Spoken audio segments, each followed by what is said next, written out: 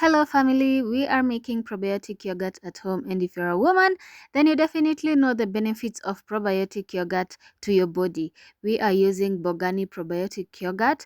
This was the plain one. Now you're going to boil your milk, then let it cool to a point where it doesn't burn your index finger.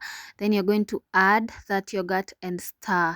Next, you're going to wrap it in a cling film, and on top of that, you're going to add a clean cloth to keep it warm. Then you're going to put it in an oven or microwave, and make sure you're not disturbing it. And do not turn on your microwave or oven, and then let it stay there for 24 hours. This is me after 24 hours, but I extended a little bit because I forgot.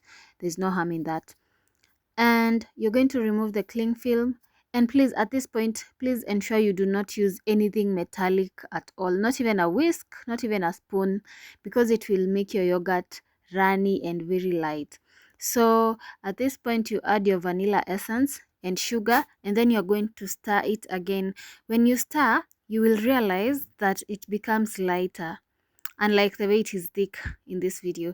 So it becomes lighter, but then after you've dissolved the sugar and everything and the essence, you're going to cover it again using a cling film, and you can let it rest for maybe 12 hours in the fridge or on your surface. You don't have to worry about that. If you do not have a fridge, it's okay.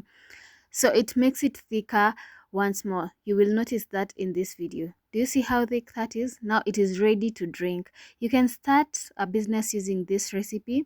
It is very easy, and I wish you all the best. Thank you so much for watching. Thank you for subscribing, and let me know whether you will try out this recipe and how it turns out. Bye bye.